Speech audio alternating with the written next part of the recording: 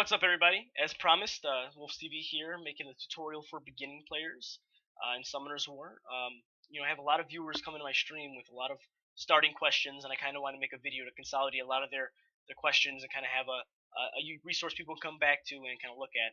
Because I noticed there are a lot of other tutorials out there, but a lot of them kind of, are either outdated or some kind of cover certain areas, but they're not very thorough. So my goal with this video is to be as thorough as possible while keeping this video very short. I want to keep it within 5 to 10 minutes, which is going to be hard, but kind of speed through it while being as thorough as possible. So, um, you know, when starting the game, a lot of players don't know exactly how to progress their account, or they feel like their account isn't progressing fast enough, and they get frustrated and end up leaving the game. So this frustration can easily be mitigated by doing a few things. So one thing is a lot of people don't know how the value of the monsters they have or what are good or not bad, and it's very confusing, and you end up investing in the wrong monster. So two resources I want to kind of point out before we really get into this guide is the Summoner's War Wiki. This has a breakdown of all the monsters' abilities, skills and stuff like that. As well as just other random information like events that are going on. A lot of people don't know about events that go on in this game that really help you with those rewards. You can help with monsters, runes, maps. All the information you want can be in this Wikia. It's a very useful resource. Another resource that I found is very helpful is the summonerswar.co website. The reason why this is so cool is that they have the same breakdown as the Wikia, like the stats and abilities, but they also have ratings for monsters. So they have user reviews and ratings, so that you can kind of see how valuable this monster is based on overall opinion. So of course this is subject to personal opinion. So some might find monsters better than others, and some people make troll accounts to kind of pad the numbers, make it better or worse. But all in all, generally it's a really good indicator of monster skill and how useful things are. So with that being said, the first thing you want to do is progress as far as you can into scenario. That should be your number one goal. Powering up your mons as fast as you can. Getting the fodders. Opening up some unknown scrolls, kind of leveling it up that way. And if you're having issues completing a map, add friends. That's the best thing you can do. Is find a friend in any chat. You can ask them nicely, or just send the request, and just hit their friend request, and hopefully they'll accept you. And if you can get 50 friends like that, that's going to be huge. Most level 40 reps can clear any of the scenario maps, solo. So they'll help you unlock the game for you. That is a big help. And then while you're doing that, while you're clearing scenario map, you want to be looking for 5 key units that are going to help you progress in the game, because the game is very linear in its progression. So the goals you should be working towards as a beginning player is first getting these 5 units I'm about to list, or a variation. There's a couple units I'm actually going to list, but 5 easily obtained units, at least, and then make those builds, rune them up, have that team set, and then you want to work towards getting to Giant Speed 10. Giant Speed 10 is your first milestone in the game. After you hit Giants, you'll try to work towards Dragons, and then Dragons you have a couple different options that I won't really go into in this video.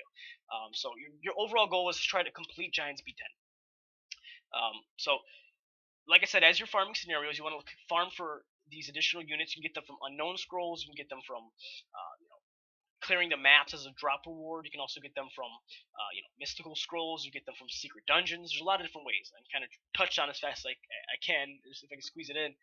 But so let's go into the units. So the units you want to really look out for and keep and really build up in order to progress is these units. So Griffon is definitely one of them. He's used all game long. PvP. He's used in Dragon. You can use him in Dragons. You can use him everywhere. He's really good. Definitely want to grab him. He can be farmed from the Timor map. So over here, Timor Desert. As you see here, these drop rating, it also tells you what drops come from each map when you clear them. So he can drop from any level scenario, normal, hard, or hell. The drop rates, I don't know if they're affected by the difficulty. I haven't found a reliable source to show me that it does, but I know that you can still get it from no matter what level you're in, as long as you're in Timor map. And I don't believe you can get one from the boss stage, but I think that's just I just personally never got one from the boss stage, so maybe you can. But I would typically just farm, like, for example, for Timor 3 is the best thing to farm for Griffon. Okay, and then we're going to go back here to next mon, which is going to be the Pixie. So she's pretty easy to get. You can get her from the magic shop. You can get her from unknown scrolls. You can get her from a Wind SD. There's a lot of ways you can find her, but she's very useful. So those are the certain ways you can get her. There's no map to farm for her. And then we're gonna go into the water Gaurda. So the water Gaurda is also similar to water Pixie or the wind Pixie, where he's obtainable by unknown scrolls.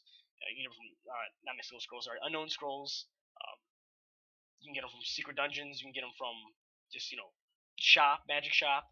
He's very easy to attain though, and he's very useful. He's used in almost every aspect of the game. He's just a great unit to have. He's a great support unit. Other units that are a little more difficult to obtain, but they are farmable, is the Light Vagabond, Darien. The reason why he's so good is because of his passive. He has 20% damage, or 15% damage mitigation. So it gives you 15% more tankiness, basically, on all your mons. So that's why he's so great, and his damage scales on his HP. So the more tanky you make him, the more damage he actually does. So he's a very good unit for survivability, and that's what you're going to need for your initial Giants B10 team is survivability. Light Inugami is by far one of the most useful healers in the game. At least Nat 3 wise, he's the best healer in the game. He's used in all areas of the game again, PvP, PvE, everywhere. He's just overall great. These two units, the Light Vagabond and Light Inugami, they're found only in the Light SD. So on Sundays, every day has a corresponding secret dungeon where you get from basically farming the Hall of Magic. So if you go in, once you unlock Karos Dungeon, of course, you have to unlock Karos Dungeon by going through scenario. Down here you have like Hall of Magic, and then below here will be the Elemental Dungeons. So the Hall of Light would be where you can get it. You can basically farm there, and then a secret dungeon will pop up, kind of like this. You can enter it, and you get pieces. You kill you go through a couple waves, you kill it, you get pieces, and when you get 40 pieces, you unlock them on. You could summon it, and it's yours.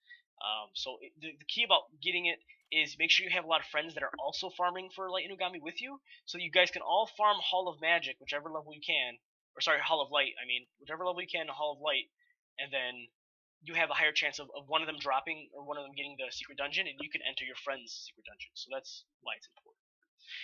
Other units besides those 5 units should be your overall goal to obtain. Those units are going to be used. Those are used you want to focus in 5-star and rune up on good runes. That's what you want to focus on. Dark Ifrit's another goal you want to work towards. He's a fusible monster, so he's the first fusion monster you want to obtain. He's very good because he's very useful. All of his skills are very useful. He gives you extra 33% health. He's just super awesome. Another Fusionmon I would recommend getting eventually is the Water Phoenix. The Water Phoenix also has a similar HP buff, 44% buff, and his damage is insane. He's single target and AOE, so he's a good mix.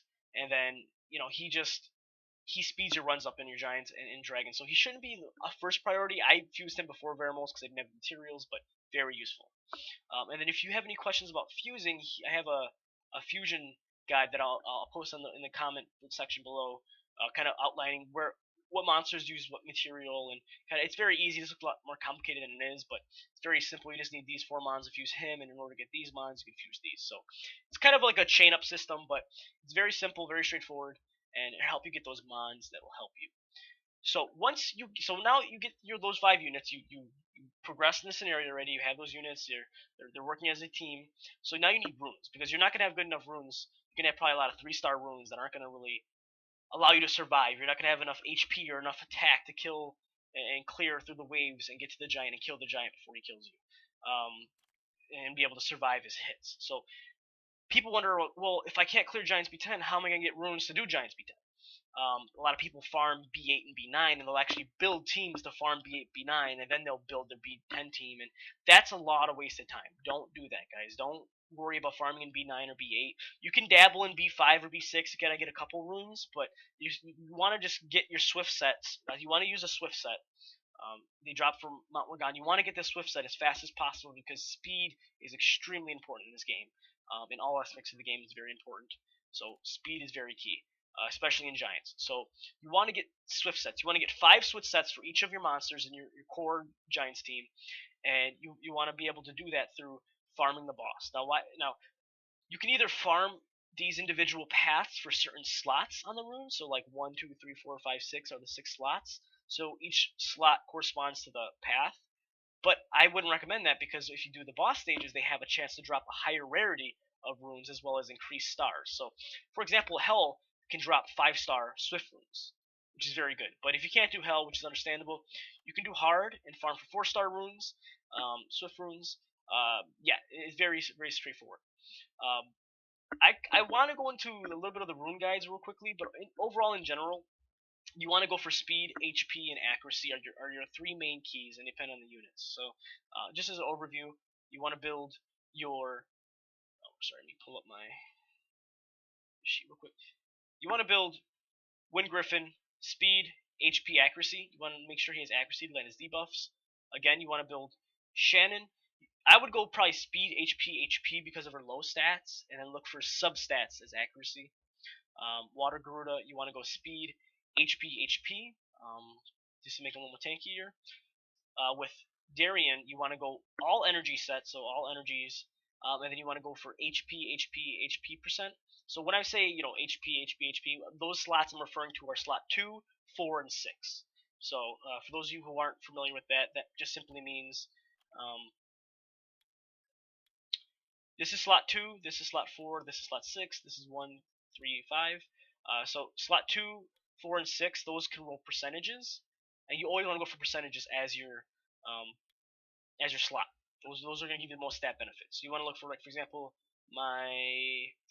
let's see, my Bella is speed, HP as an example. So that's what I mean by that.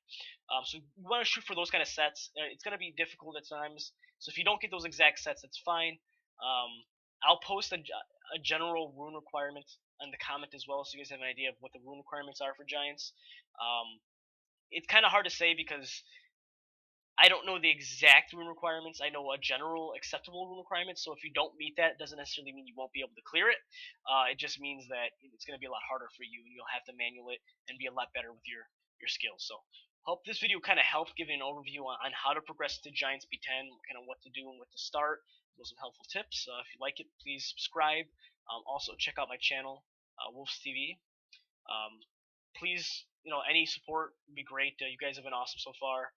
It's been a lot of fun streaming, and I'm making a lot more videos. I'll make a mid game and as well as late game kind of tips going forward, and I'll make a lot more videos put on this channel as well as I stream nightly, almost every weekday around 10 p.m. Central. So definitely check me out, guys. Thank you guys so much, and have a wonderful day.